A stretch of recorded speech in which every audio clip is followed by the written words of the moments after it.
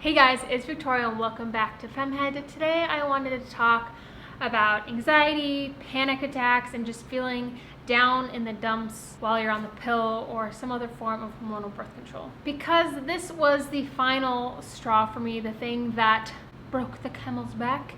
It was what finally made me decide okay, right, I really need to get off of this hormonal birth control because it is messing with my mind.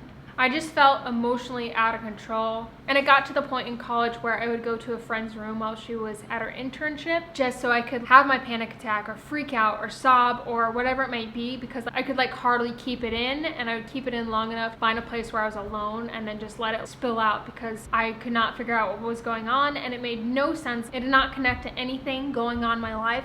Things were going swell for me, but I just felt this sinking pit of despair, of not necessarily out of control. I felt kind of mentally, emotionally out of control, because it didn't make sense.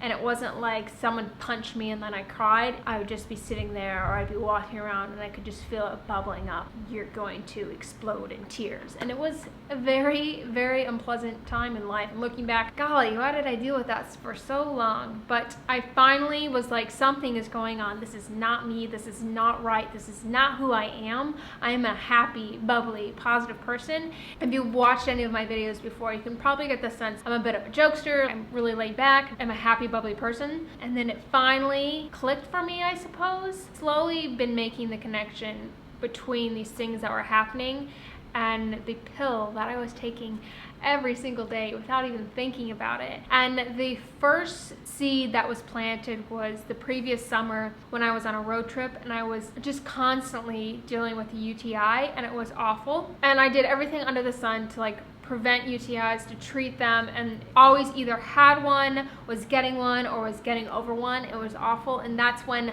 I found deep in some online forum that this woman said it was because of her pill that she was on that she was getting reoccurring UTIs. And so that had stuck in my brain, apparently. And then it came to the point to where I started doing research for my mental instability that I was feeling, and I found again that there was links between depression, anxiety, and hormonal birth control. And finally it got to the point to where I could quit, and I did quit, and I almost immediately felt better. Even though I felt so much better and brighter, and this weight had been lifted off of me, I still dealt with really bad anxiety and panic attacks for probably about a year after that. But I'm happy to report that now, 5 years down the line, I am just so much better off. I still get anxiety here and there. I can't remember the last time I had a panic attack, and I just feel when I do feel anxiety, there is a reason for it. It's usually something to do with life or work or whatever it may be, but it's not things that happen that don't make sense anymore. So I just want to do a little bit of research and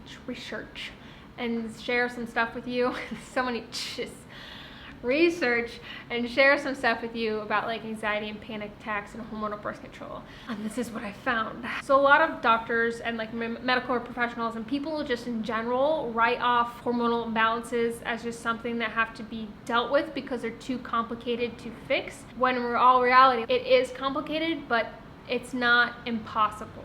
There has been a controversy surrounding hormonal birth control and its connection to depression, anxiety, and panic attacks, and a host of other side effects for a long time now. But there was recently, if you remember, a Danish study that found a correlation or connection between depression and people that were on hormonal birth control. But obviously those in support of hormonal birth control had their problems with the study, and they kind of picked it apart.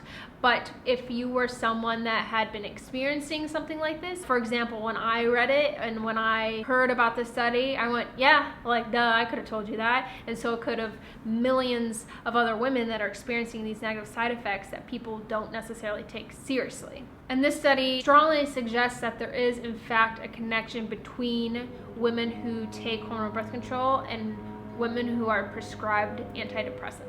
Okay, so I'm gonna look at my computer to read some stats for you. So, those taking the combined pill were 23% more likely to be prescribed antidepressants than non-users. Those on progesterone-only pills were 34% more likely. And here's the kicker: teenagers, adolescents. Teenage girls taking the combined pill were 80% more likely to be prescribed antidepressants. And on the progesterone only pill, teenage girls were over twice as likely. So that is a crazy number to me. And a lot of people are like, well, teenagers are just, their hormones and their emotions are crazy anyways. But it's crazy to me, like looking back, I was 18 when I went on the pill. I don't feel like everything was like fully where it was supposed to be. And to start putting in synthetic hormones into teenage girls who haven't fully developed and haven't established a regular cycle is just a bit crazy to me looking back. There was another study done of 23,000 oral pill users, and that found that over a third of them stopped taking it because they were experiencing depression or similar sort of symptoms.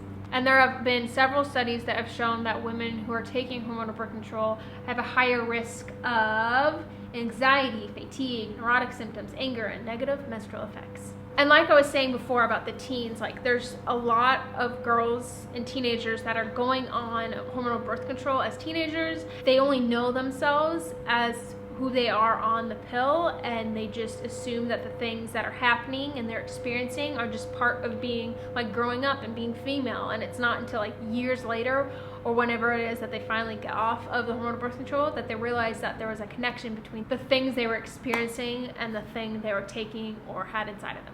And the thing is, I don't think that women shouldn't have access to hormonal birth control, even though I myself will never ever take it again. I don't think that the choice and the access should be taken away. I think there need to be more studies done into the side effects, actually looking at how it is affecting women and people that are taking it. I think more options for male birth control need to be worked on. And I think our attitudes towards non-invasive, non-hormonal birth control options like condoms or charting should be taken more seriously and should change to be more positive. And I just wish it would become like more commonplace that like you don't have to be on hormonal birth control to control your fertility, that there are other ways, and people would just have a more positive attitude towards it, and people would start promoting it like moi. That's kind of what I wanted to share today. And if this sounds like you, if you are experiencing some negative side effects, don't just settle for it. Like, don't put up with it because you think you have to. There are other options out there. I know friends who have got off whatever form of hormone birth control they're on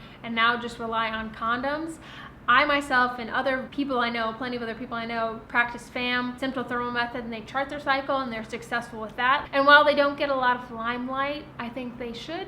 If you want to learn more about charting your cycle, I talk about it all the time on this channel. Go check out some of those other videos. I have a course actually all about how to chart your cycle for those new to FAM and new to the sympto-thermal method, and it gives you the foundation you need to start charting. There's just stuff out there. Keep doing your research. Keep asking your questions. Never give up. Thank you so much for watching today's video. If you enjoyed it, give it a thumbs up. Don't forget to subscribe for more of me, and I will see you guys in my next video. Bye!